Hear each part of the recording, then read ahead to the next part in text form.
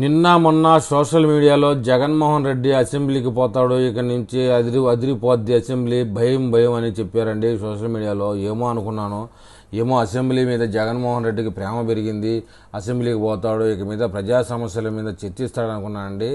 అందులో లోగుట్ ఏంటంటే ఈరోజు త్రిబులార్ గారు మీడియా సమావేశం పెట్టి చెప్పారండి, 60 రోజుల పాటు సభకు రాకపోతే అనర్హత వేటు వేస్తాం జగన్మోహన్ రెడ్డికి, తర్వాత పులివెందులకు ఉప ఎన్నిక రావచ్చని స్టేట్మెంట్ ఇచ్చారు.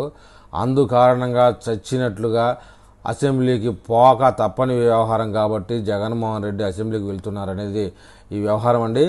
అయితే అసలు విషయం ఈరోజు మన త్రిబులార్ గారు మీడియా సమావేశంలో చెప్పింది ఏంటంటే, వైసీపీ అధినేత జగన్ ఎమ్మెల్యేగా ప్రాతినిధ్యం వహిస్తున్న పులివెందుల నియోజకవర్గానికి ఉప ఎన్నికలు వచ్చే ఛాన్స్ ఉంది.